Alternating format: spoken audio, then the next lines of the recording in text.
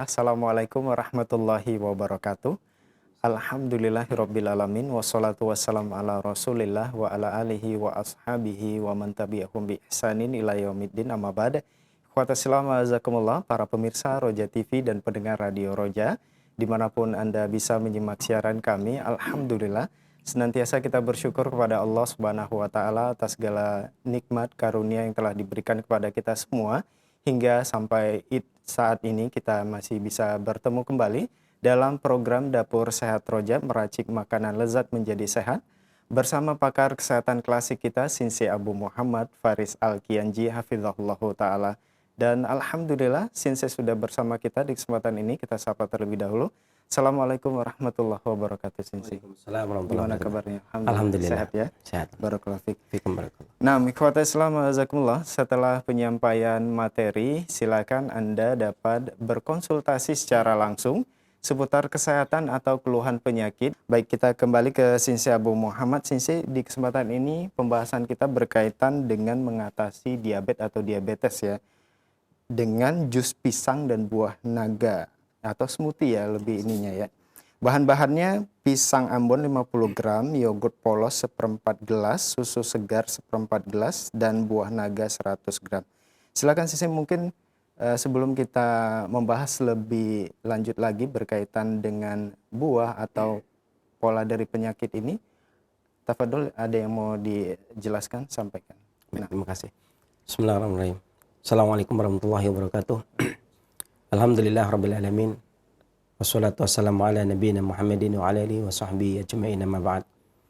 Kaum muslimin, para pendengar dan pemirsa dimanapun Anda berada, syukur alhamdulillah kita panjatkan pujian kita kepada Allah Subhanahu wa taala yang telah melimpahkan karunia kepada kita, memberikan kepada kita kesempatan kesehatan sehingga hari ini masuk siang ya. Kita dipertemukan kembali Allah Subhanahu wa taala.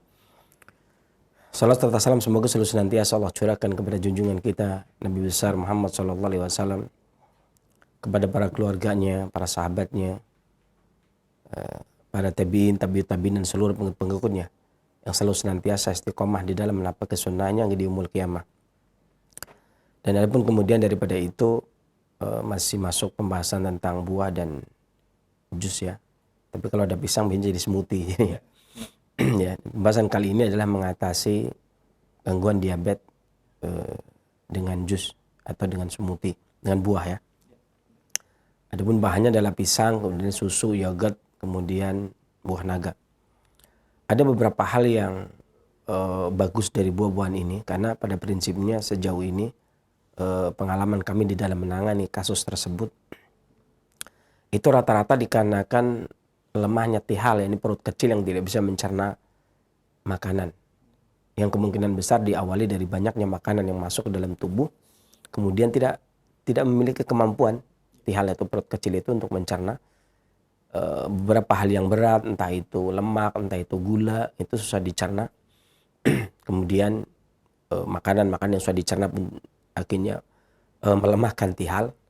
Mungkin dalam kedokteran barat pankreas gitu ya. Dan pankreas itu fungsinya masuk kategori tihal atau perut kecil atau limpa.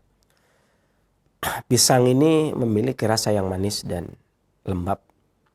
Ya, artinya dia manisnya memiliki dua karakter ya, ini karakter lembab dan karakter hangat. Sehingga dia memupuk rutubah dan memupuk hararah. Dan sebagaimana penjelasan dari Imam Ibnu Muflih Al-Hambali dalam Adab Syariah, bahwasanya tubuh kita terdiri dari unsur rutubah, yakni lembab, nutrisi. Kemudian unsur hararah, yakni energi vital yang berasal dari kolbu. Akan tetapi ketika seseorang itu terjadi kekurangan, entah itu hararah, entah itu rutubah. Dalam hal ini ketika seseorang itu terjadi entah itu diabetes, entah itu asam urat, entah itu kolesterol, lemak, itu karena tidak bisa tercernanya makanan tersebut dikarenakan lemahnya hararah atau lemahnya energi vital yang ada pada tubuh sehingga tidak bisa mencerna. Dan di saat seperti itu maka dia membutuhkan unsur hararah dan pengganti rutubah yang tidak bisa dicerna. Ya. Maka pisang ini hararahnya mengokohkan, meningkatkan dan mengokohkan hararah yang sudah ada di dalam tubuh. Sementara lembabnya itu menggantikan rutubah yang tidak bisa dicerna, menggantikan makanan yang tidak bisa dicerna, gitu. Yang kemudian memberatkan tihal atau perut kecil tadi. Dan ini saya teringat ada patah Melayu kuno yang mengatakan ketika ada anasir kopi, kemudian kita seduh dengan air yang mengalir seperti air keran begitu, itu lama-kelamaan maka anasir-anasir kopi tersebut akan keluar, ya kan?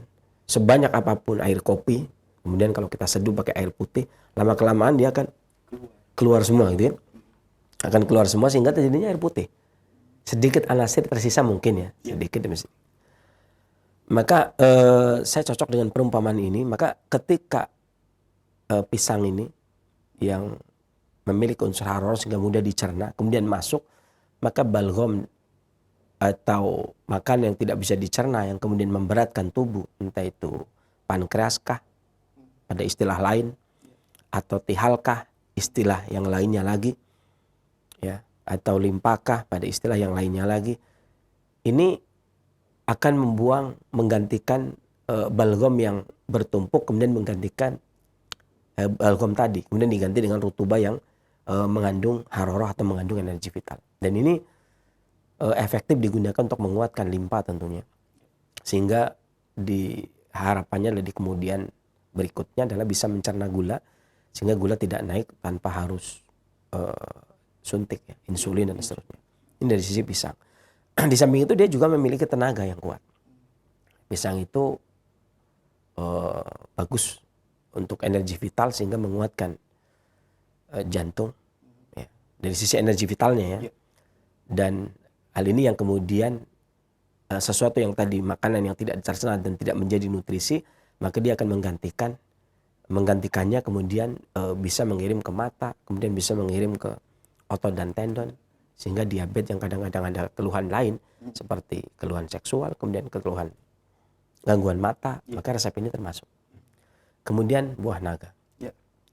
Ada buah naga itu manis sejuk. Ya, sifatnya dingin sehingga dia menjaga rutubah agar tidak rusak. Ya, karena tujuan daripada sebuah pengobatan, kata Imam Ibnu Qayyim, adalah menjaga, salah satunya adalah menjaga agar rutubah tidak rusak. Ya. Dan menjaga harorah tidak habis, rutubah tidak rusak. Dia manis sejuk, ya, sejuknya menjaga rutubah agar tidak rusak. Nah, ini efektifnya kalau ketika dia diketemukan dengan yogurt. Asamnya itu menjaga kualitas rutubah.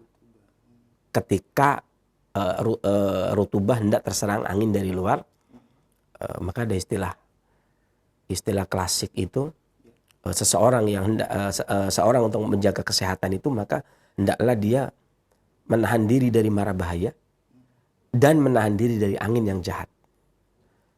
Kata guru saya, kalimat maksud daripada mara bahaya adalah emosi yang berlebih dari dalam.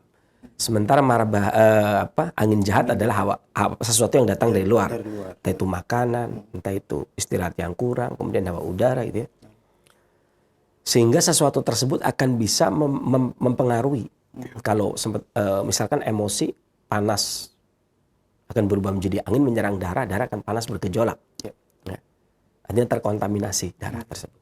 Atau rutubatun menjadi dahak atau reak, menjadi balgom. Ya. Nah, fungsi daripada yogurt ini adalah menjaga kualitas darah agar dia tidak terkontaminasi. Sesuatu serangan yang datang dari luar ataupun yang datang dari dalam. Sesuatu yang datang yang disebut dengan mara bahaya yang dari dalam ataupun angin jahat yang datang dari luar. Ya. Kemudian dia juga menjaga nutrisi, menjaga esensi, menjaga darah agar tidak cepat rusak. Makanya seringnya dia disebut sebagai obat pengokoh. Ya kan? Kalau untuk orang yang pria mungkin pengokoh sperma agar tidak ejakulasi dini, gitu ya. Pada darah, pengokoh darah agar tidak cepat gampang keluar. Pada keringat, pengokoh keringat agar tidak keringat berlebih. Kan kadang-kadang orang yang ciri-ciri orang yang tidak kokoh energi vitalnya diantaranya ketika dia makan sedikit langsung keringat keluar banyak banget. Gerak sedikit keringat keluar banyak. Ya kan, serba keluar keringat. Ini termasuk pengokoh.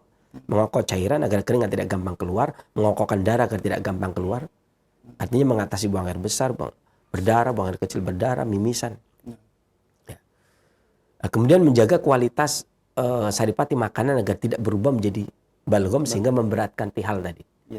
ya kan? Sehingga nanti kalaupun katakanlah gula menumpuk, itu tidak akan terjadi. Iya. Kemudian susu ini jelas ma'ruf ya. Yang dimaksud dengan susu sapi ini ma'ruf, tentunya semua tahu. Di Sunan Tirmizi juga disebutkan keutamaan susu, kemudian di kitab Mustadrak Imam Hakim. Iya. Ya. Kemudian di Sahih Ibnu Hibban juga disebutkan tentang susu. Ya. Lalu kemungkinan besar di Ibnu Huzaimah ada, cuman karena kitabnya tinggal 4 jilid, yang sisanya hilang. Susu ini dikatakan bahwasanya dia obat segala macam penyakit. Karena sapi itu kita pakai susu sapi ya. Iya, karena sapi itu memakan semua makanan. Inti dari semua makanan ini rumput-rumputan. Maka dia obat segala macam penyakit. Jadi bukan cuma habatus sauda likulin dawa, tapi susu sapi juga likulin dawa. Bahkan kecuali penyakit tua. Ya kan? Dan susu sapi itu bagus buat orang tua. Disebutkan begitu di Mustadrak Imam Hakim. Ya, di beberapa tempat. Ya. Dia memakai punya pendapat yang itu. Begitu pula Imam Tirmizi. Dan dia itu memiliki karakter yang lembab, manis dan lembab. Manisnya menopang kekuatan tubuh, memberikan nutrisi tubuh, menggantikan darah yang hilang, ya kan? Menggantikan kekurangan gula. Karena diabetes kan nggak mengkonsumsi gula dan dia kekurangan gula, gitu ya. Betul. Kemudian lembabnya menopang rutubah, karena diabetes itu permasalahannya adalah timbunan balgam yang berasal dari makanan minum yang tidak bisa menjadi rutubah. Ini gangguan rutubah yang hilang. Gitu. Maka formula ini dimaksudkan untuk itu. Adapun integrasi timur dan barat seperti apa sih diabetes, kemudian sindrom dan penyakitnya nanti kita bahas setelah ngeraciknya. Kita racik dulu ya. Baik, langsung. Ya. Ini pisang dulu, silakan Pisang, masukkan. ya? Baik. Ini bisa langsung dimasukkan. Langsung masukin. Oke.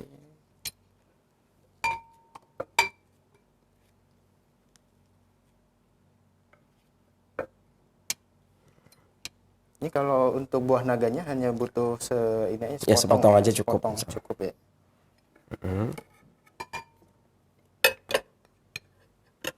Ini yogurtnya.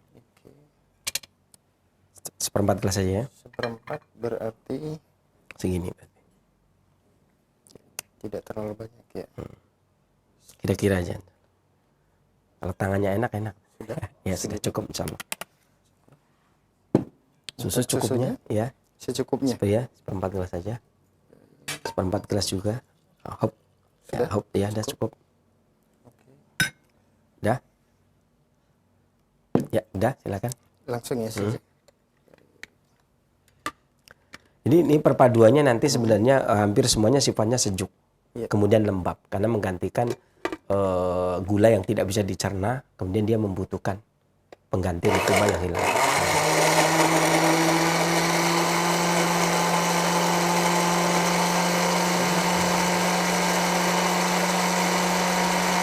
Sampai halus ya. Ya. Ini enggak. Ya, Sudah? cukup enggak apa-apa. Nah, kita ini minum lebih kurang setengah sampai 3/4 gelas sekali minum, dan diminum antara jam 9 sampai jam 11. Iya. Ya. Bagi yang kurang ya, Sudah? cukup. Ya. Bagi yang lebih kurang manis misalkan ya, maka boleh ditambah dengan madu sesuai selera. Ya. Dan biasanya khususnya warnanya cantik ya. Iya. Warnanya cantik. Kalau untuk anak, Iya. Kalau untuk anak kecil maka dia butuh madu ya. Kalau anak kecil bisa ditambahi madu. Maka ini yang kemudian kita terserah ya mau menyebutnya apa. Smoothie pisang buah naga boleh, Atau jus ya. Atau jus pisang buah naga juga boleh, terserah. Yang jelas ya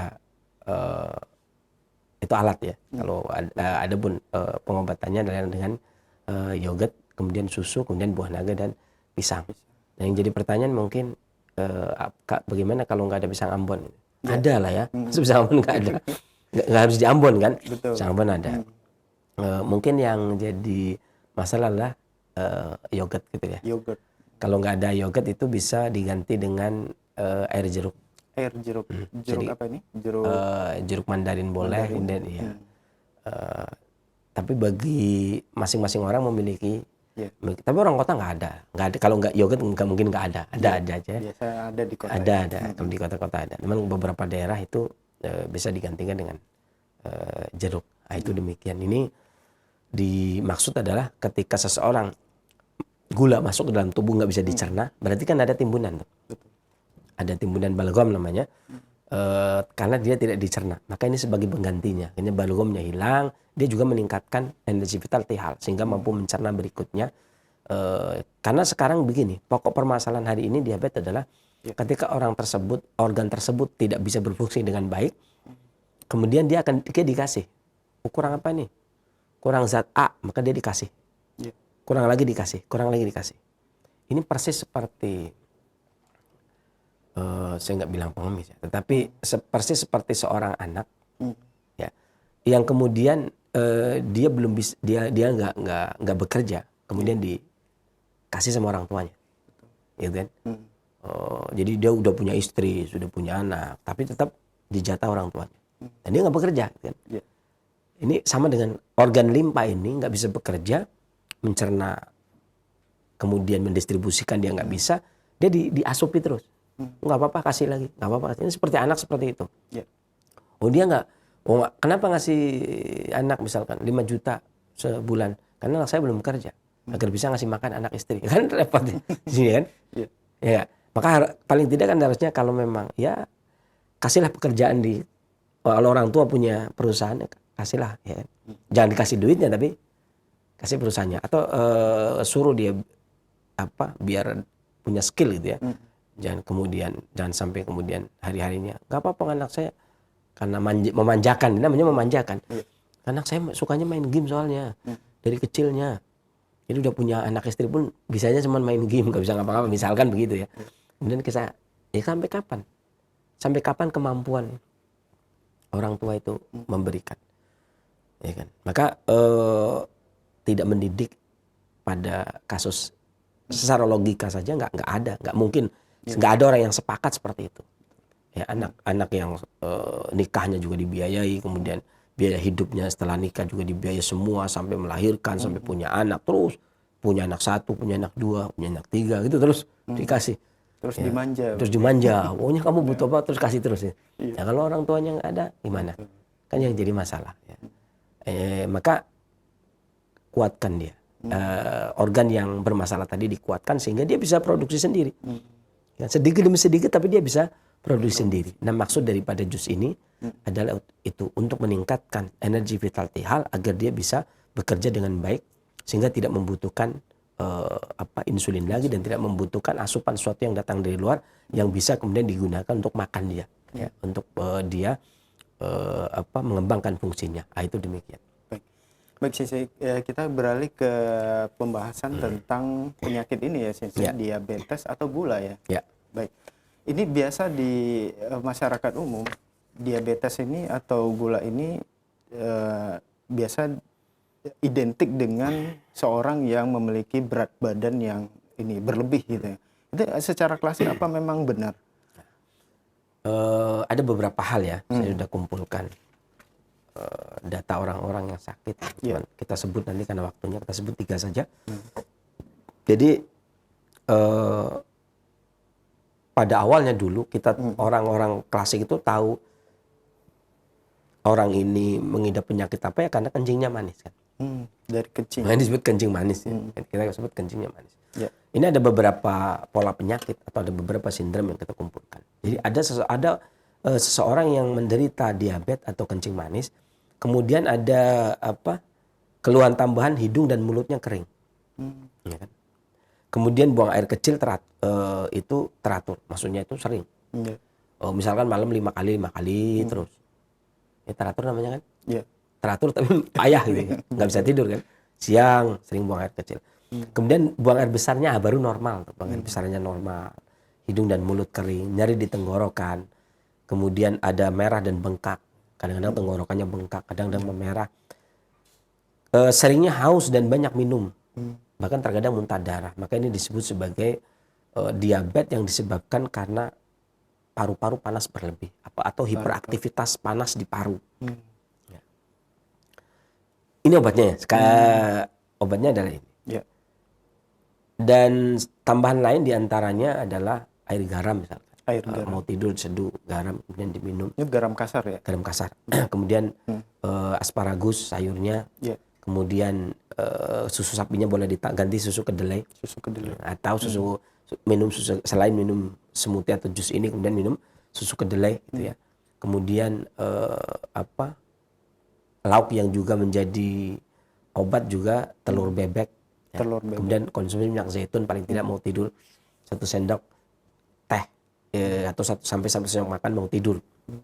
Ya, ini karena panas paru yang berlebih. Kemudian yang kedua adalah diabetes atau kencing manis dengan gejala rasa pahit di mulut. Pahit. Ya, kalau tadi rasa kering, ini rasa pahit di mulut. Kemudian adanya pendarahan di gusi, ada gejala tambahan pendarahan di gusi. Ya. Ya, kemudian pendarahan di ruang antara gigi dan gusi, kemudian nyeri. Antara 2 gigi ada keluar darah, kemudian nyeri rasanya. Kemudian ada tambahan sembelit, buang air besarnya kering. Susah. Ya, susah kering. Nah, kalau tadi buang air besar normal, kalau ini buang air besarnya kering, fesesnya kering. Ya. Atau sembelit, susah buang air besar dan kering. Kemudian terasa kering di mulut. Ya, kalau tadi mulut dan hidung, ini rasa kering di mulut saja. Banyak makan dan masih merasa lapar. Ya, biasanya lauknya itu maunya banyak. Ada 5 ya, 5-5-nya diambil. Ada 6-6-nya diambil. Ini yang paling sering terjadi. Banyak keinginan. Saya nggak bilang serakah ya, nggak banyak keinginan gitu ya. Ini ambil semua gitu ya. Ya. Itu pun masih kurang pada saat ini. Perasaannya kalau orang lain ngambil kayaknya sayang banget tadi nggak saya ambil. Perasaan begitu gitu. Ya. Kemudian demam. Ya. Kadang-kadang demam, kadang sakit kepala, kadang cegukan. Ya. Atau disertai dengan lapar dengan selera makan yang baik, artinya baik banget gitu. Ya. Kemudian makannya banyak tetapi masih kurang berat badannya. Nah, ini berarti nggak gemuk. Ya, diabetes yang nggak gemuk. Ini banyak banget. Diabetes kemudian nggak gemuk. Makannya banyak tapi berat badan yang kurang. Dan saat tidur itu mengigau. Sering mengigau. Ya, ini juga terjadi pada, saya punya pasien, terjadi pada anak-anak. Anak-anak anak kecil. Ya. Yang belum sampai 12 tahun kemudian dia kena diabetes dan kemudian dia mengigau. Ini kasus yang sudah ada semuanya. Yeah. Kita mencatat kasus yang ada. Kemudian di pagi hari ada keluhan mual. Terkadang mimisannya. Ya, kemudian nyeri di gusi dengan bengkak, nyeri di tenggorokan juga merah dan bengkak, giginya sering sakit, berat badan kurang artinya dia kurus. Ya. Kemudian muntah darah merah atau warnanya gelap dan muntah tepat setelah makan. Habis makan kadang-kadang muntah. Maka ini disebabkan karena hiperaktivitas panas perut berlebih ini pada awalnya, sehingga perutnya atau maidahnya bermasalah, tidak bisa mencerna makanan. Muntah kan nggak bisa mencerna. Betul. Selain jus atau smoothie yang kita bikin ini, maka bisa menggunakan kacang. Biasanya kalau kacang Arab namanya apa? Kacang apa? Yang dari Arab itu pistachio. Kacang. Kemudian lauknya terutama di malam hari itu kan gurame. Kan gurame biasa. Ya, selain dibikin smoothie atau jus pisang ini, selain dibikin smoothie bisa kudapan biasa. Langsung dimakan. Ya. Kemudian bisa menggunakan lauk jamur hitam, kemudian sama garam, kemudian sayur yang bagus ada bayam. Kalau nggak ada makanya tadi kalau nggak ada yogurt, nggak ada jeruk, maka diganti dengan stroberi juga bisa. Stroberi juga bisa. Asam juga nih stroberi ya. Yeah. Cantik juga warnanya kali. Kemudian atau makan buah stroberi, dimakan langsung, atau dibikin smoothie yang seperti ini. Kemudian mentimun itu juga bagus. Ya. Kemudian hati apa? Sapi. Boleh. Kemudian daun bit. Ini kan bitnya. Daunnya juga bisa. Buah naga ini sih. Buah naga. Bit. Maksudnya daunnya daun bit. Mirip, warnanya mirip. Ya, buah naga. Maksudnya bit ya. Daun bit. Kemudian daun peppermint. Peppermint. Ya. Ya. Kemudian garam. Ya, sedikit garam. Ini juga bisa dimanfaatkan. Itu yang kedua, yang terakhir, yang ketiga. Ya. Karena waktunya sedikit. Kemudian yang ketiga adalah diabetes atau kencing manis dengan disertai gejala batuk dengan ludah yang mengandung darah atau batuknya berdarah segar, keluar darah segar. Atau diabetes yang disertai dengan rasa kering di mulut, seringnya di malam hari. Ya. Atau tenggorokan kering atau mudah lelah. Ini sering banyak nih. Lemah, letih, lesu, gampang capek, kakinya bakal. Buang air kecil secara frekuen. Terus sering buang air kecil membuat dia tidak bisa tidur. Rasa panas di tubuh, keringat di malam hari, sering keringat, nyeri di tumit, terutama bangun tidur. Di bangun tidur, begitu napak ini, itu sakit. Nyeri itu ya. Tapi Berdiri, ketika berjalan lama, itu kemudian sudah tidak nyeri lagi. Gitu ya. Ini kemudian atau nyeri di pinggang. Kemudian urin yang ditahan atau telinga berdenging, ada gangguan di telinga, atau sering mimpi basah, ya, keluar mani di malam hari. Sudah bangun tidur sering kencing, begitu tidur mimpi basah. Dan terkadang mimpi basahnya nggak jelas, tiba-tiba pagi basah. Ya, jadi jangan dicurigai dulu ya, mimpi sama siapa, enggak mesti gitu ya. Kemudian tidak bisa tidurnya tadi apa? Sering kencing tadi. Sering kencing. Ya. Kemudian ada noda di depan mata, jadi kayak ada apa? Bayang ya. Jadi ketika melihat itu ada sesuatu ya. Ada apa ya? Berbayang gitu ya. Ada sesuatu. Jadi atau mata buram atau gangguan mata atau gangguan seksual. Ya. Haus atau urinnya kental mengandung minyak. Ya. Ini dikarenakan kelemahan rutuba ginjal atau esensi ginjal karena dia tidak dapat. Karena tadi limpa tidak bisa mencerna maka dia tidak dapat. Ya, gulanya naik. Selain jus smoothie yang kita bikin ini bisa menggunakan asparagus, telur ayam kampung, kemudian sotong, ini juga bisa digunakan sebagai lauknya. Ya. Daging bebek. Daging bebek. Daging bebek itu banyak sekarang ya. Banyak. Nasi bebek sekarang ya. Kemudian telur bebek ya. Kemudian jamur putih, kemudian tiram, royal jelly, kemudian hati ayam. Ya, ini juga efektif digunakan untuk mengatasi dikarenakan kelemahan rutuba ginjal atau esensi ginjal. Dan biasanya orang-orang itu ini tuh biasa digunakan juga kok untuk pria seperti sotong. Dan sotong itu juga untuk esensi. Ya, kemudian telur bebek ini semua yang bisa digunakan untuk stamina pria juga. Jadi makanya saya katakan tadi resep ini juga selain untuk gangguan diabetes, ya, ini diabetes yang sudah ke arah mata sampai ke arah seksual. Ya. Itu demikian. Baik Sensei, sebelum kita masuk ke pertanyaan, singkat saja berkaitan dengan buahnya ini Sensei ya. Ini ada mungkin yang dijual di supermarket, di pasar atau di warung. Ini ada buah yang kurang matang atau mengkal. Iya, mengkal itu efeknya apakah sama khasiatnya dengan buah yang sekarang kita pakai ini kan memang benar-benar matang ya? Sebenarnya gini, dalam kaidah ada satu kaidah klasik dari Cina yang mengatakan segala sesuatu yang mentah itu akan melemahkan limpa. Ya. Termasuk entah itu sayur, entah itu buah. Gitu ya. Maka kalau ini kan kasusnya di limpa. Pankreas juga karena limpa. Masuk kategori limpa maksudnya fungsinya.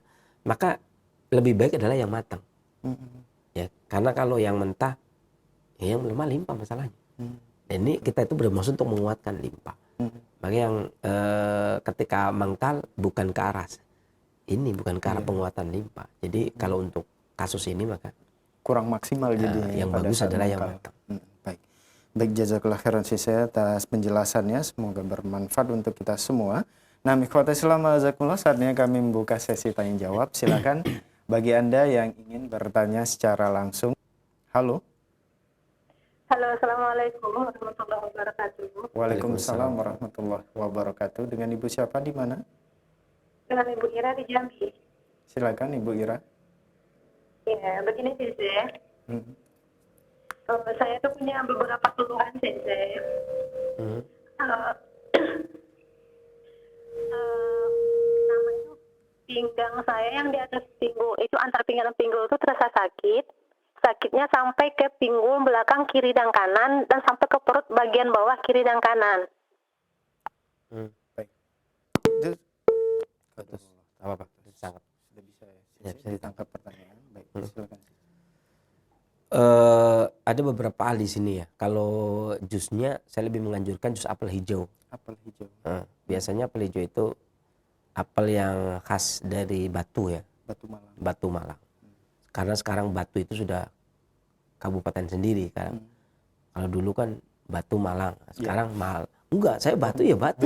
Gak mau sekarang gak mau ya. Gak mau dimasukin ke apa?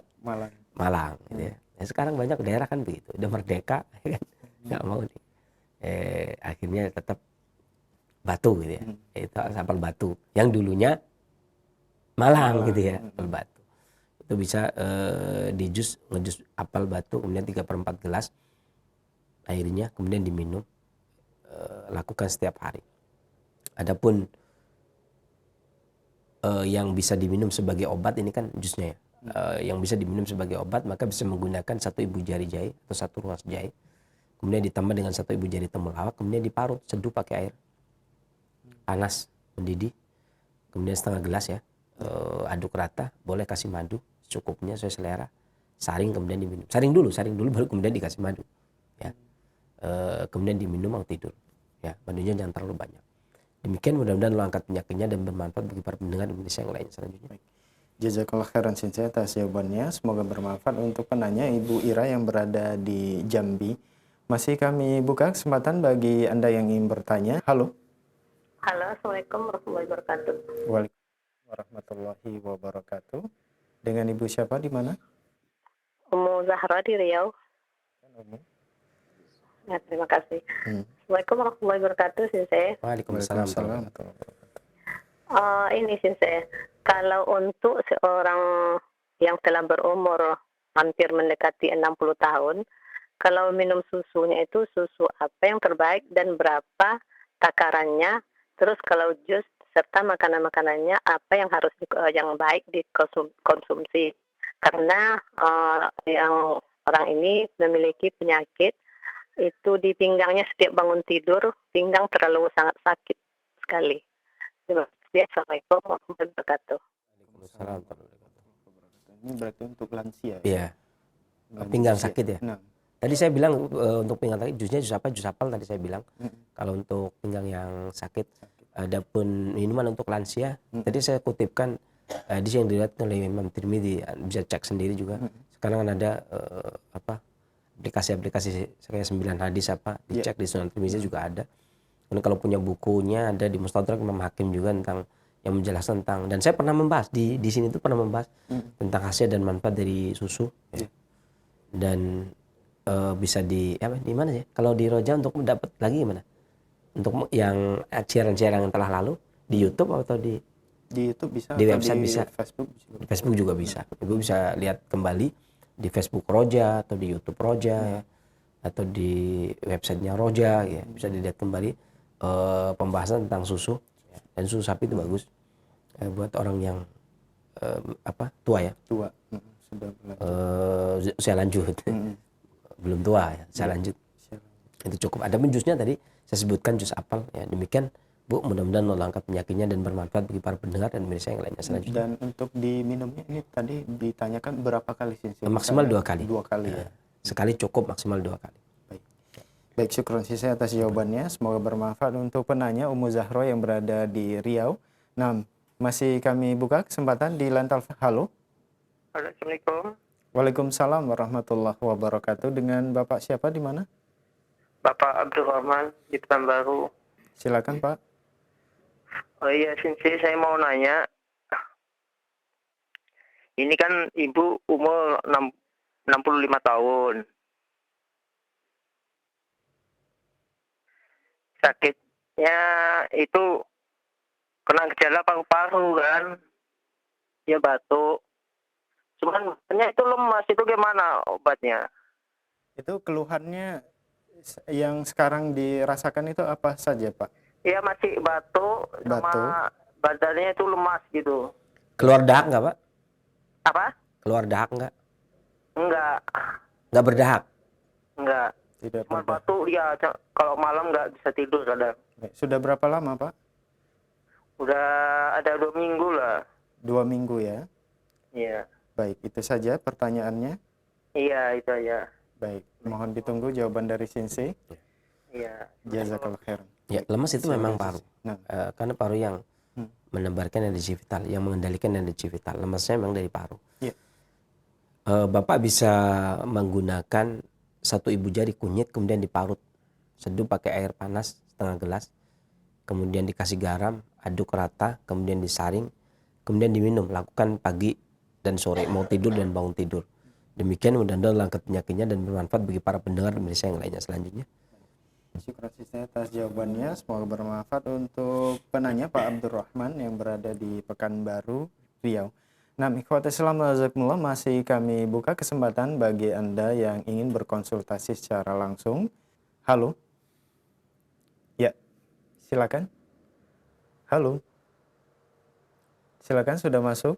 Ibu Pur, Ya, dengan Ibu siapa di mana? Mega dari Cibubur. Ya, Assalamualaikum. Iya, Waalaikumsalam. Silakan Ibu, langsung ke pertanyaannya. Saya mau nanya, saya kan mama saya diabetes. Ya. Apakah boleh dibekam atau tidak? Lalu papa saya sakit pinggang dan Satu saja, Bu.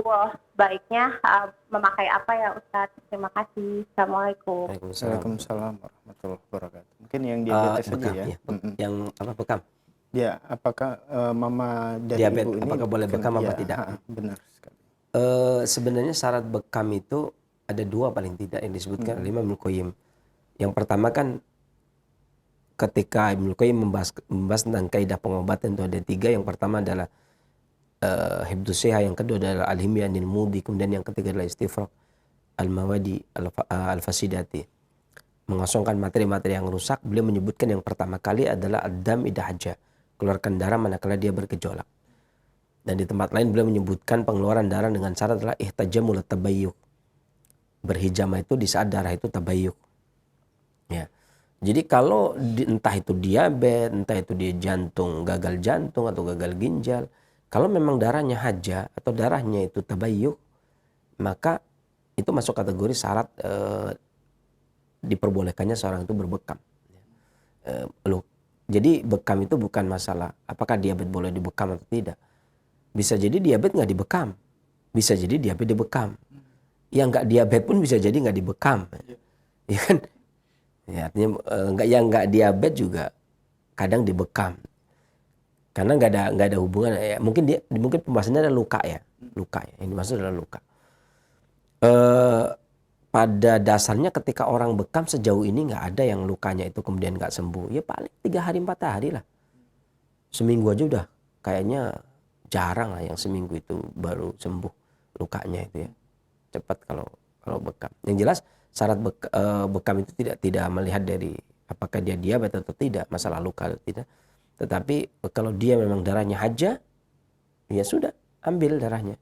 Atau kalau memang dia tabayyuk, di mana dia tempat tabayyuk. Dan para pembekam tahu, ya, dengan melihat tanda-tanda yang ada di kulit, ciri-ciri ini darah tabayyuk, ini darah haja, kemudian mereka ambil, ya, sesuai dengan waktunya, sesuai dengan titiknya, tempatnya, gitu ya, sesuai dengan kondisi orangnya, maka sah-sah saja seorang itu, ya bisa saja kemudian dibekam. Dia tidak menutup kemungkinan ya bisa dia jadi orang diabetes, bisa jadi orang diabetes juga bisa dibekam kalau dia haja atau dia tabayyuk, atau bisa jadi orang yang nggak diabetes juga dibekam. Itu nggak masalah. Allah alam. Selanjutnya. Jazakallah khairan Sensei atas jawabannya. Semoga bermanfaat untuk Ibu yang bertanya berada di Cibubur. Baik, kita beralih ke pertanyaan melalui pesan singkat di kesempatan ini. Dari Ibu di Tanjung Priok. Assalamualaikum warahmatullahi wabarakatuh. Waalaikumsalam. Sensei, usia saya 57 tahun. Keluhan di kepala sering linu, terasa kebas sebelah kiri, dan tidak pernah bisa tidur, terasa sampai kuping. Mohon solusinya, Sensei. Ibu bisa menggunakan 2 jari jahit kemudian dikeprek. 2 jari jahit kemudian dikeprek, kemudian diseduh pakai air panas segelas ini ya, segelas besar itu, ada pegangannya. Kemudian ditambah gula aren secukupnya, kemudian diminum selagi panas. Ya, dan minum itu setiap pusing atau setiap mau tidur. Kalau nggak pusing berarti setiap mau tidur. Ya, kalau pusing ya berarti setiap pusing. Dan biasanya ada beberapa hal ya. Sakit kepala itu bisa dikarenakan fungsi hati, bisa dikarenakan karena perut, bisa dikarenakan angin. Nah, nanti bisa menggunakan jahe. Dan kalau bisa memang dibakar. Ya, sebelum dia dibakar dulu baru digeprek. Baru kemudian diseduh, kemudian dikasih gula aren atau gula batu. Demikian mudah-mudahan angkat penyakitnya dan bermanfaat bagi para pendengar Indonesia yang lainnya. Selanjutnya. Baik. Syukur saya atas jawabannya. Semoga bermanfaat untuk penanya ibu yang berada di Tanjung Priuk. Masih pertanyaan melalui pesan singkat kembali dari seorang ibu juga di Surabaya. Assalamualaikum Sinsi. Waalaikumsalam. Usia saya 44 tahun, punya keluhan kalau setiap bangun tidur telapak kaki kanan dan kiri bagian tumit terasa sakit sekali. Digunakan untuk berpijak. Nah, ramuan apa yang bisa digunakan? Itu yang saya cerita tadi ya. Iya. Yang saya cerita tadi kan. Jadi apakah ini tanda umur gejala diabetes? Biasanya iya, sebenarnya nggak harus diabetes ya. Iya. Tapi dulu itu tahun 90-an ya, tahun 9 berapa ya? Saya masih seingat saya dulu waktu tahun 95-an lah. Itu pasien yang seperti itu punya keluhan nyeri telapak kaki. Jadi ketika bangun tidur pertama kali napak sakit, lama-lama enggak. Begitu pula duduk lama, begitu napak sakit. Itu lama-lama enggak. Dan itu ngetren itu umur 49 pada waktu itu. Ya. Tapi kok sekarang 44 lebih cepat. Iya ya, 44. Bahkan ada yang beberapa pasien ada yang udah 30 sekian tuh. Itu sudah. Dan seingat saya di pas 95 saya banyak kasus seperti itu orang tua. Dan di 97-nya waktu itu ada hasil penelitian Jepang kalau nggak salah bersama dengan penelitian jamur. Ya. Penelitian jamur waktu itu kan ada penelitian Santorizol di tahun 90-an gitu kan, Santorizol dan temulawak, kemudian jurnal-jurnal penelitian itu. Kemudian jamur gitu ya. Yang katanya bisa manfaatnya itu scanning. Di situ dijelaskan juga seperti itu kalau dari penelitian mereka dikarenakan lemah ginjal karena menurunnya hormon seksual. Kalau bahasa kita faktor usia. Bahasa kita itu faktor usia. Dan ini sebenarnya yang paling sering dihindari seringnya itu kalau beberapa pasien yang kita anjurkan itu adalah biasanya jangan makan kol. Sama kikil biasanya. Kol dengan jeruan otak kikil kemudian kol dan kikil gitu ya. Itu biasanya begitu tuh. Karena ada yang makan kikil nyeri, ada yang makan kol kikil nggak apa-apa. Jadi nggak mesti. Adapun bahan yang biasa digunakan, ini seringnya yang efektif itu meniran seringnya. Meniran seringnya.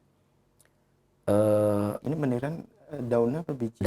Tanaman meniran yang sekitar tingginya sekitar 50 cm. Tapi kalau kalau dapat meniran, sekarang banyak teh meniran. Teh meniran itu udah banyak sekarang. Kalau nggak ketika itu toko herbal, kesayangan Anda. Itu ada herbal kumis kucing, herbal meniran, herbal pegagan, teh pegagan. Tinggal beli aja di situ. Kalau tahu ya di pekarangan juga banyak kan. Gendong anak kata orang Pekanbaru. Meniran kata orang kita, orang sini, orang Jawa itu bilang meniran, nggak tahu kalau orang Sunda itu ngomong apa. Atau ibu bisa menggunakan 1 ibu jari temulawak dan 3 lembar daun salam. Kemudian direbus, potong-potong kemudian direbus. Kalau daun salamnya kering maka naruhnya 5 menit sebelum diangkat. Rebus dengan 1 gelas air sampai mendidih. Kemudian kecilkan apinya agar jadi setengah gelas. Minum sekaligus. Lakukan pagi dan sore dan perbanyak minum air. Minum airnya itu ditambah. Jadi jangan berpatokan kepada berarti minum air saya harus sekian, enggak. Tapi setiap haus ya minum. Kurang air minum karena terkadang ada orang yang membutuhkan air itu banyak, ada orang yang butuh air itu ya sedang gitu ya. Demikian, mudah-mudahan Allah angkat penyakitnya dan bermanfaat bagi para pendengar dan pemirsa yang lain. Selanjutnya. Baik. Syukuran saya atas jawabannya. Semoga bermanfaat untuk ibu yang bertanya yang berada di Surabaya. Masih pertanyaan melalui pesan singkat kembali dari hamba Allah di Kalimantan Tengah, Kalteng. Assalamualaikum Sinsi. Waalaikumsalam warahmatullahi wabarakatuh. Keluhan saya asam lambung tinggi, dada terasa panas dan air liur asam. Apa obatnya Sinsi? Bisa menggunakan temu kunci satu batang, kemudian direbus dengan air sampai mendidih, air sekitar 1,5 gelas sampai mendidih. Setelah mendidih kemudian biarkan agak dingin, kemudian disaring bagi 2, kemudian diminum pagi dan sore. Ya, usahakan hindari stres dan cemas. Mudah-mudahan Allah angkat penyakitnya dan bermanfaat bagi para pendengar pemirsa yang lainnya. Selanjutnya. Baik. Syukuran saya atas jawabannya. Semoga bermanfaat untuk penanya yang berada di Kalimantan Tengah. Pertanyaan berikutnya dari hamba Allah lagi. Assalamualaikum warahmatullahi wabarakatuh Sinsi. Anak saya umur 54 tahun, pra-stroke 3 tahun, pernah stroke ya. 54. Pernah stroke 3 tahun yang lalu dan sekarang ada diabetesnya. Untuk mengatasi diabetesnya tadi jus pisang apakah pisang Ambon ataukah pisang nangka Sinsi, karena kurang jelas tadi di sini. Pisang Ambon. Pisang Ambon ya. Untuk pisang Ambon. Baik. Syukuran Sinsi atas jawabannya.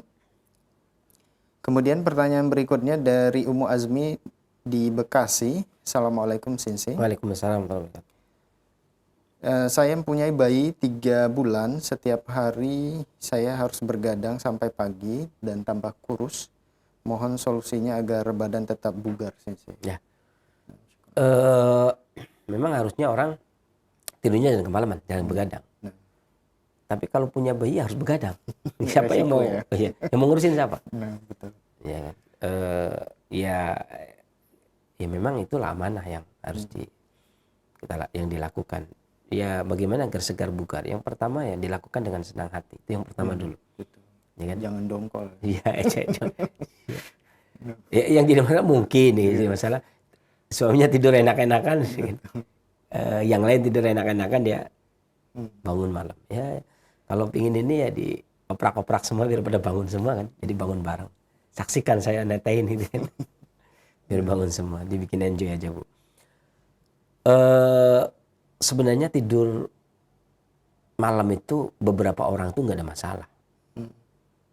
Ya, nggak cuma Imam Syafi'i, nggak cuma Aimatus Sunnah. Ya. Para imam juga kadang-kadang malam begadang nggak tidur karena kalau lagi mencari hikmah dari atau faedah dari hadis atau ayat atau mencari hukum yang belum ketemu, mereka bisa begadang, gitu kan? Dan kadang tidurnya cuma 2 jam. Dan itu banyak sekali yang seperti itu.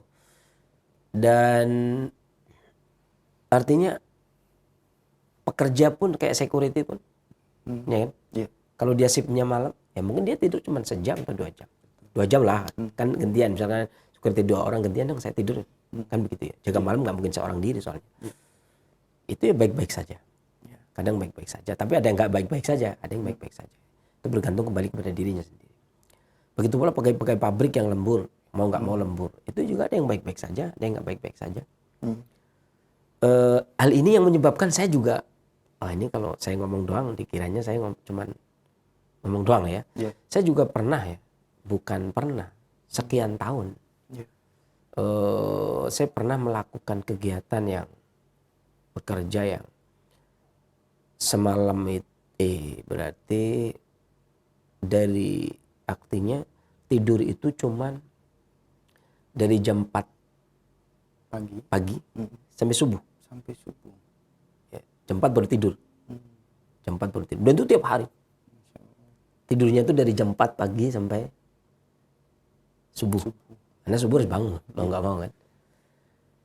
Nah, atau kalau lagi nggak rezekinya ya, artinya lagi memang ada ujian, itu ya bisa bablas nggak tidur. Gitu. Jadi pilihannya juga, kalau lagi kondisi nggak karuan berarti nggak tidur, bablas. Kalau lagi ada ujian, lagi ada masalah di kerjaan, itu nggak tidur sampai ini, sampai nanti malam lagi, besok lagi tidurnya lagi nanti jam Ya, kadang siang hari, kadang ada waktu tidur 2 jam. Kadang. Habis zuhur misalkan. Sampai nanti jam 4. Jam. Asar. Habis asar kemudian mulai lagi sampai tidurnya lagi itu jam 4 pagi gitu ya. Iya. Kadang jam 4 pagi, kadang malah enggak gitu ya. Artinya, dan itu saya berjalan itu bukan sehari 2 hari, sebulan 2 bulan. Artinya ya ternyata kembali pada diri kita. Kita ya ketika kita fan-fan aja, her-her aja, baik-baik saja ya, nggak ada masalah. Dan ini nggak harus malamnya pas makan apa. Ya kita apa aja yang ada. Waktu itu ada kopi, ya kopi, ada roti, kopi roti gitu kan. Makanan saat ya adanya apa ya dimakan. Ya. Artinya tidak mengharuskan jahe. Betul. Tapi kalau ibu itu di rumah kan enak. Ya. Kalau saya kan dulu kan di hutan juga pernah. Ya, yang perjalanan dari jalan itu ke hutan itu, ke tempat itu, temannya beruang. Ini serius. Ke hutan itu 6 jam pakai speed. Dan ini pengalaman yang asik. Artinya sampai minyak goreng kita yang ditaruh di panci itu, kita cuma kumpulan orang dibawa sama beruang kan. Dikira siapa pencurinya, begitu keluar beruang, kita takut juga kan. Itu juga pernah. Jadi, di laut juga pernah. Jadi seorang tabib itu ya harus pernah semua. Pernah di gunung, pernah di hutan, pernah di laut, pernah di pantai, pernah di kota gitu ya. Yang asik-asik ya biasa ya. Sengsara menderita ya harus mencari makan yang ya dedaunan, nggak ada lauk karena sebulan sekali dipasok makanan dia. Daunan. Jadi yang penting kembali kepada diri kita. Bagaimana mengatasinya? Ya nggak masuk angin juga, biasa-biasa saja. Selama itu ya nggak masuk angin. Jangan dibilang sensei nggak masuk angin. Ya nggak sensei nggak siapa, masuk angin aja. Ya. Tapi kalau keseharian kita yang diberikan amanah, ya, bisa mengkonsumsi jahe, dibakar, dikeprek, kemudian diminum agar tidak masuk angin, atau kencur dikunyah, bangun tidur mau tidur agar tidak masuk angin. Ini saya sebutkan siapa saja yang lagi di karunia, diamanai anak menyusui, kemudian bagi para pekerja yang kemudian kebingungan dengan kaidah tidur, kan harusnya malam kan harusnya tidur, saya nggak tidur, termasuk itu.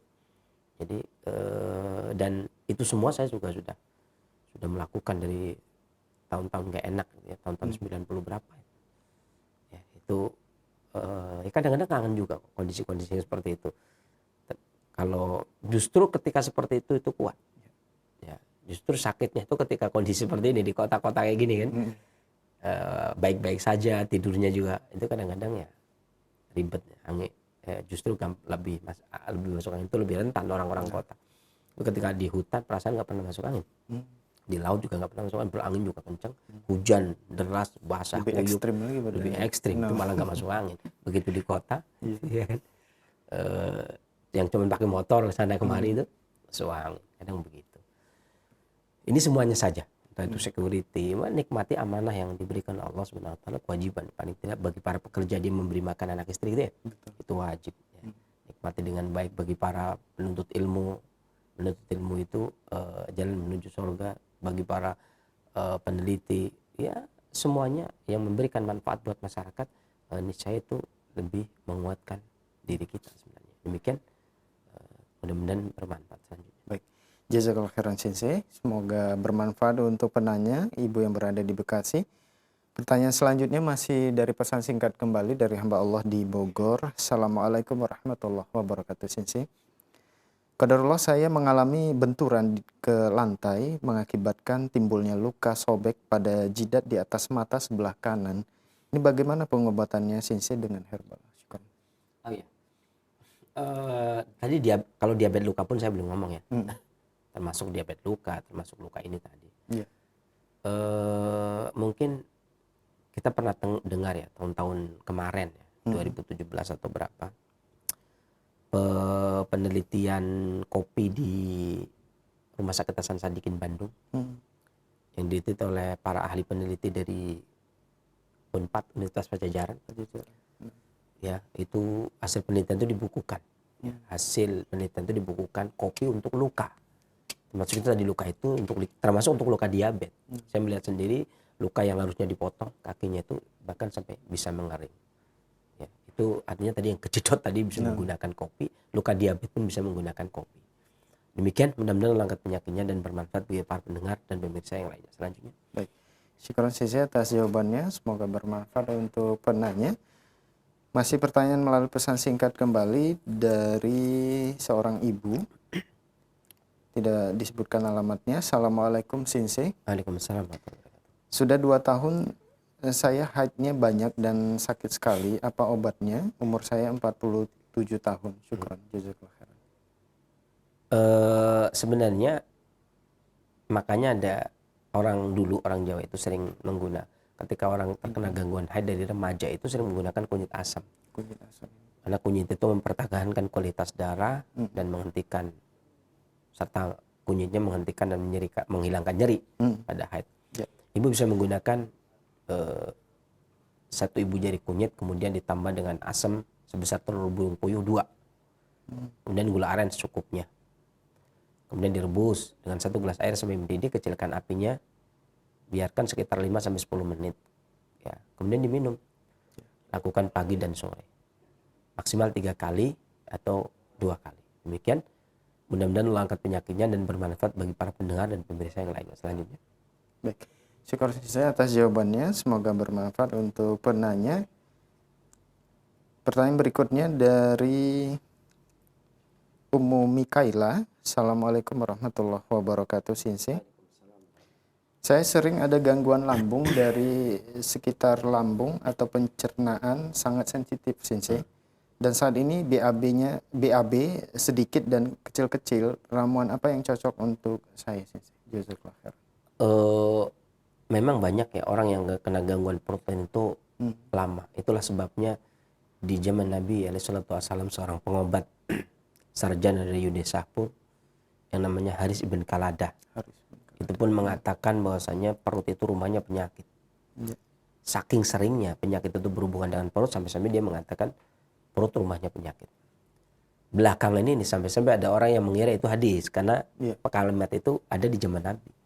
Padahal itu kata Ali Ibnu Qayyim itu perkataan seorang dokter sarjana lulusan Yudhe Sahpur ya, yang ahli dalam pengobatan ya, di zaman itu ada misalnya Nabi alaihissalam ya, berselisih para ulama apakah dia masuk Islam atau tidak, nggak tahu. Para ulama juga berselisih, apalagi saya pastinya lebih nggak tahu gitu ya. Yang jelas dia seorang dokter, itu semua sepakat kalau dia seorang tabib. Dia memberikan statement bahwasanya perut itu rumahnya penyakit. Ya, maka karena saking betapa seringnya seseorang itu terkena gangguan perut. Dan terkadang di beberapa negara itu gangguan perut disertai dengan gangguan yang lainnya, maka orang tersebut membutuhkan obat yang bentuknya formula atau formulasi. Hal ini disebabkan karena daerah satu dengan yang lainnya itu berbeda, sehingga obat terkadang dibikin formulasi.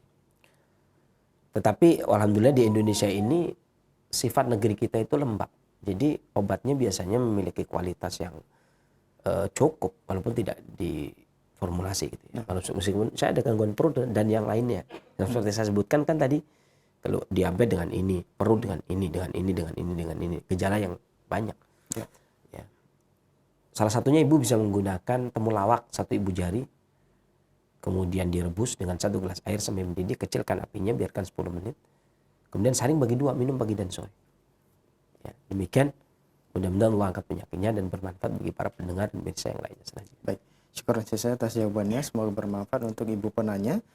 Masih pertanyaan melalui pesan singkat dari Pak Syarif di Pandeglang, Banten. Assalamualaikum Sinsi.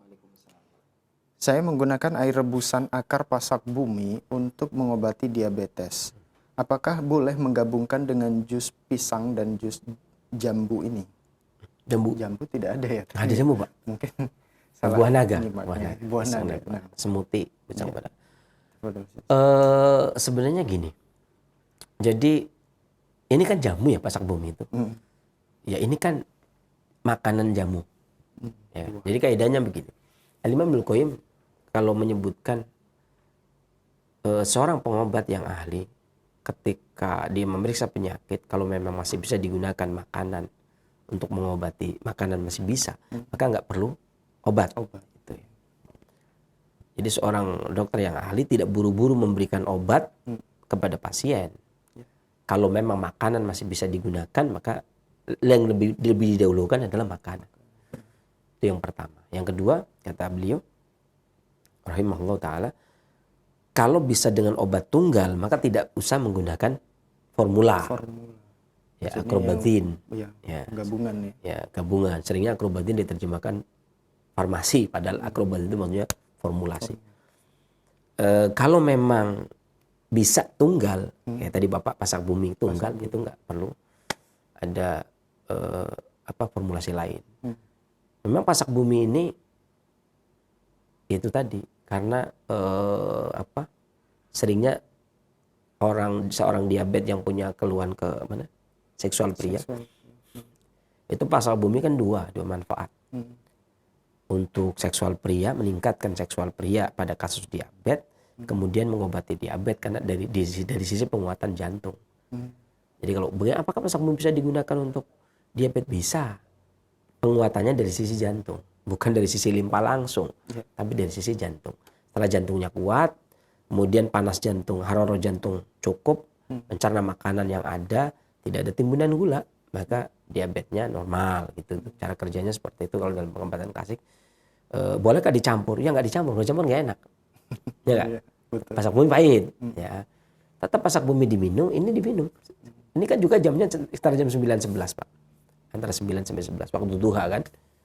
Ya, demikian mudah-mudahan Allah angkat penyakitnya dan bermanfaat bagi para pendengar dan Indonesia yang lain selanjutnya. Baik, jazakallah khairan sisi atas jawabannya. Semoga bermanfaat untuk Pak Syarif yang berada di Pandeglang, dan itu pertanyaan terakhir kita di kesempatan ini, Sensei. Mungkin ada sebagai editor atau penutup. Nasihat dari guru saya kepada saya yang merupakan ijazah yang diijazahkan kepada saya.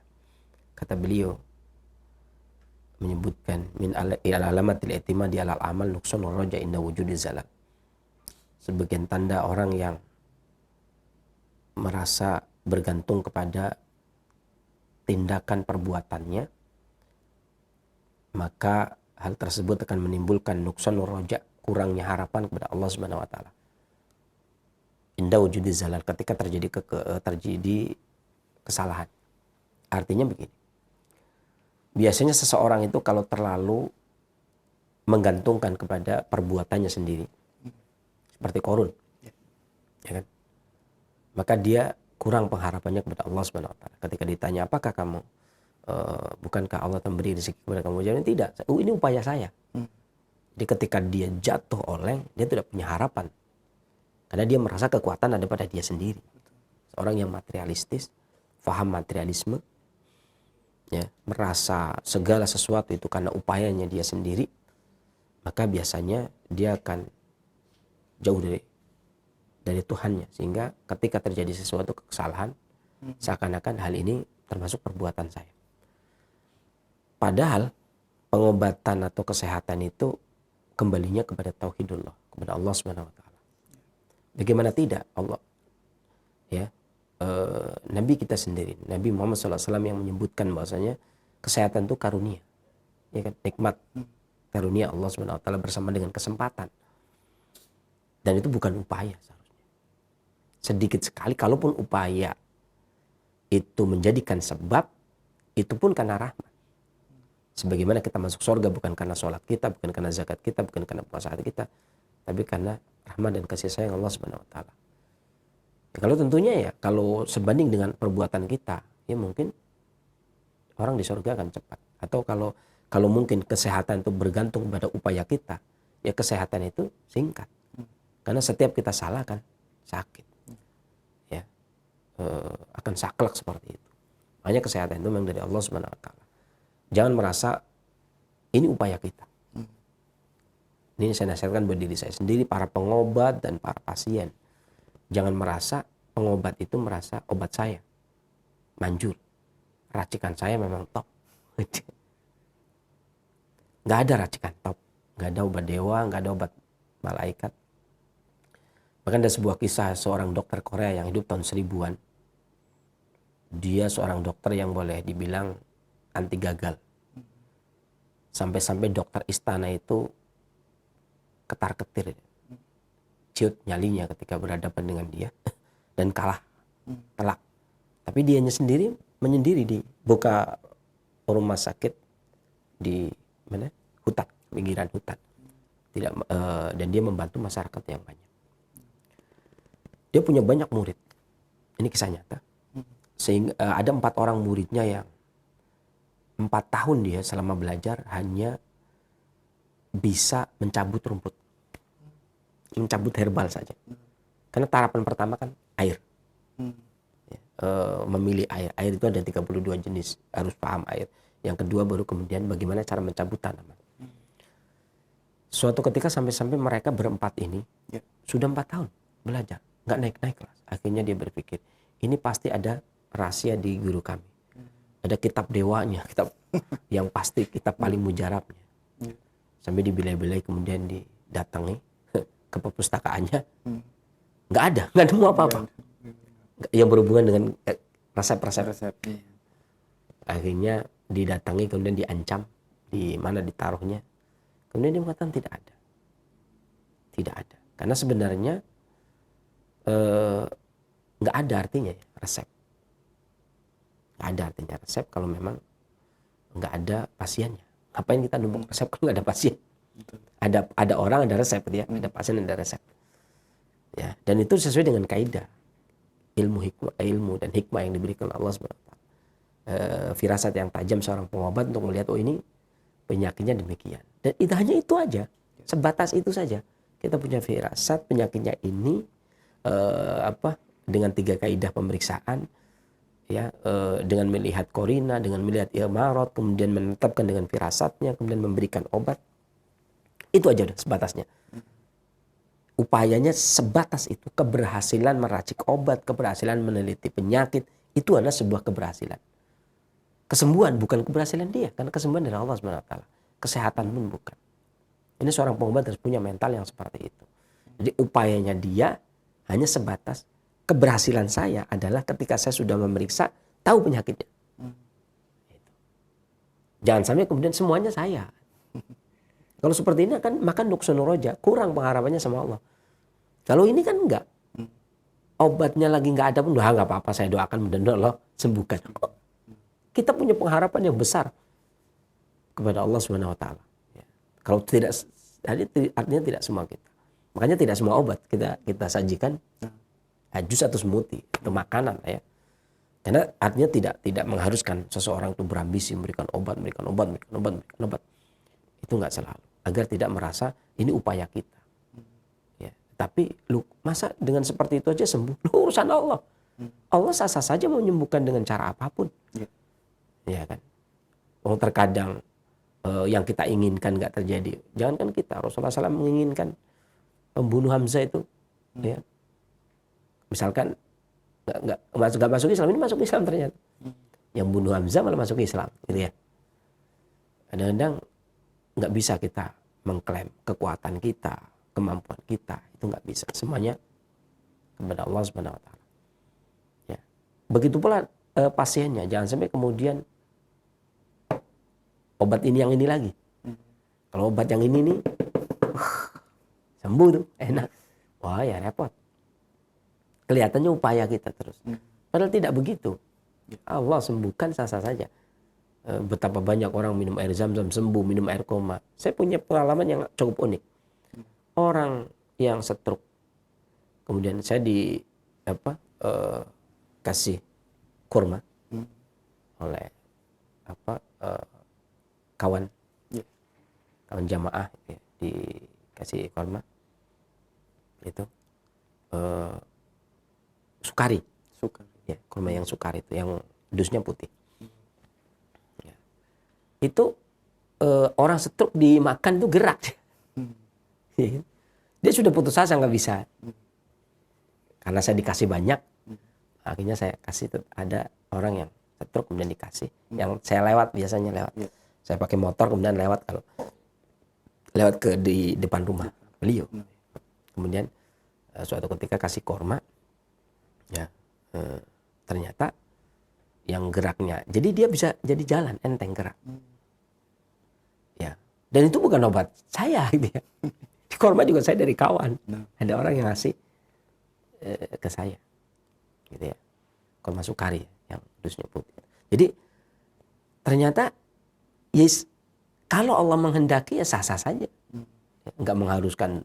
Artinya makanan itu juga memiliki efek yang bagus. Yang jelas semuanya disandarkan kepada Allah Subhanahu wa taala. Jangan merasa kalau kita merasa semua perbuatan kita maka kuranglah pengharapan kita kepada Allah Subhanahu wa taala.